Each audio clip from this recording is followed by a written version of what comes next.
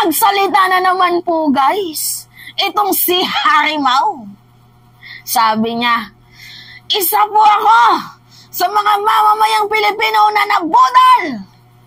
Binudol daw po siya guys ni President Marcos. Ang akala niya daw po, mabait. Akala lang pala. Yan po guys yung kanyang pagkakasabi. Binoto niya daw itong si PBBM kasi akala niya daw pala, mabait. Pero ang totoo, merong bisyo. Ayaw niya daw sa may bisyo. Well, gusto ko yung bisyo ni PBBM. Yung bisyong magsilbi sa mamamayang Pilipino. Yun po yung gusto kong bisyo na ginagawa ni President Marcos. O, ngayon, basahin natin ang kanyang statement. Tapos balikan din natin kung ano yung sinabi niya kay former President Duterte. At magtataka kayo na bakit himudpwet siya ngayon. Sabi dito, gaya ng 31 million Filipinos, isa po ako sa mga nabudol noong nakalipas na taon. Guys, kung ako man po ay mabubudol, ito po guys ang napakagandang budol na nangyari sa akin na ibinoto ko ang tamang presidente. At promise guys, kung ito yung tinutukoy nilang budol, para sa akin ito yung pinakamagandang budol na nangyari. Kasi naupo po guys yung presidenteng meron pong pake sa bawat mamamayang Pilipino.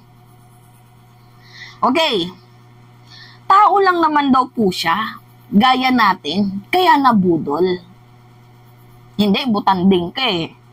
So, sabing tao ka. Joke. Anyway, ang akala ko, ang pagiging presidente, madadala sa pagkabuti tao, pagkabait ng isang tao. Ay, anong silbi ng pagiging lawyer mo kung hindi mo hinanapan ng credential itong si President Marcos nung panahon ng eleksyon? Akala ko ba magaling at tanyag kang lawyer? Pero bakit hindi mo tiningnan ang credential ni Pangulong PBBM at binoto mo lang siya base sa iyong interpretasyon na mabait siya? Bakit naman ganun, Roque? Ha?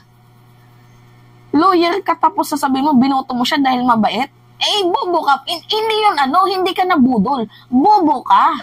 Yan yung tawag doon kasi bumuboto ka lang based sa ugali.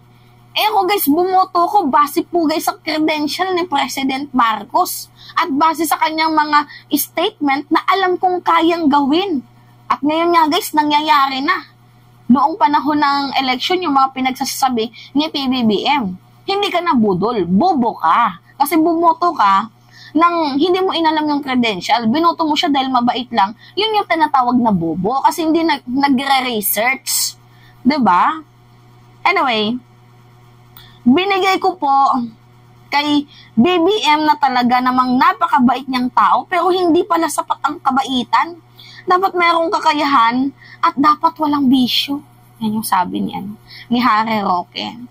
Pasensya na po, mamamayang Pilipino, isa po ako sa mga nabudol. Eh, gaya din ninyo ako, tao ako, naniwala ako na mabait ang presidente.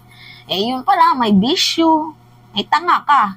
Kasi bumoto ka ng base lang sa ugali, hindi mo binoto yung hindi mo tiningnan yung credential eh. Buti pa ako, nag-search ako ng credential ni Pangulong PBBM at kung tinatawag man nila itong budol, well, ito yung pinakamagandang budol na nangyari sa buong Pilipinas. Para sa akin guys Kasi biruin nyo madaming mamamayang Pilipino, although hindi nga natin inaasahan na yung kakamping is suporta na kay Pangulong PBBM at hindi ko din inaasahan na kaming mga loyalista ay magiging kaisa ng mga kakamping. So, bakit nila kinakampihan si Pangulong PBBM? Kasi maganda po guys yung layunin ng ating presidente. Yun po yun. 'Di ba? Anyway, eto, nakikita nyo to guys. Yan, yung picture na yan. Ano yung sabi ni Harry Roque dyan? Pansin nyo? Napakaano talaga ni Roque.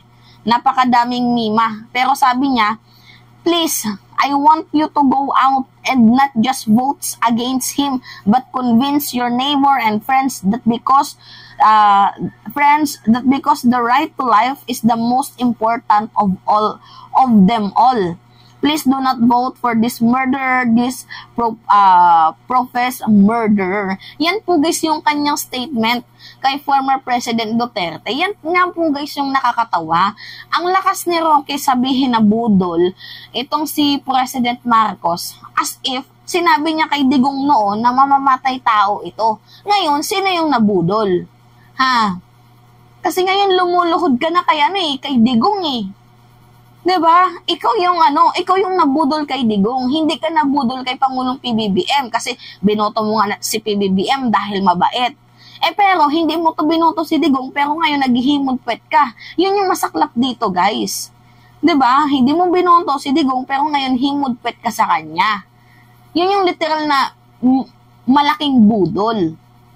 Ito guys yung kanya statement Please, I want you to go out and vote and not just vote against it, but convince your neighbors and friends that because the right to life is the most important of them all, please do not vote for this murderer, this self-professed murderer. But sir, Duterte is a very charismatic figure and a lot of people are behind him. Well, Hitler was charismatic, and so was Marcos.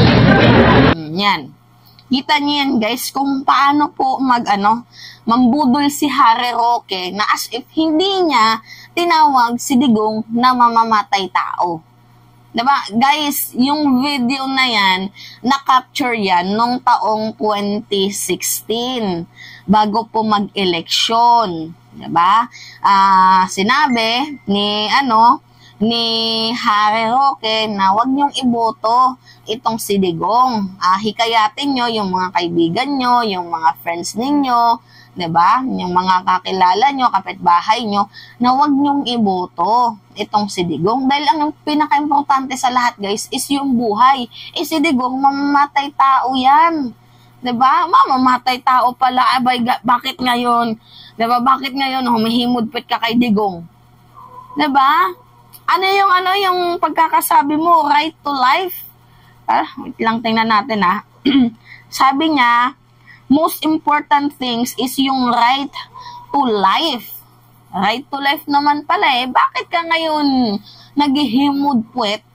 'Di ba? Sa isang taong sinabihan mo noon na mamamatay tao. 'Di ba yan yung mas malalang budol? Ha? Yan yung pinakamalalang budol. Sasabihan mo si Digong, mamamatay tao, tapos ngayon, dumidila ka na sa kanyang puwetan. Yan yung totoong budol. 'Di ba? Yung kay PBBM, binoto mo siya dahil nga sabi mo mabait. 'Di ba? Pero sabi mo hindi pala sapat ang kabaitan. Ano yung gusto mo, yung mga mamamatay tao? Ha?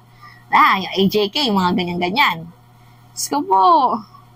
Parang namang hindi mo tinutupad yung isa mong salita na yung pinaka-importante sa lahat is yung right to life. Diba? Kaya wag mong iboto yung proposed murderer.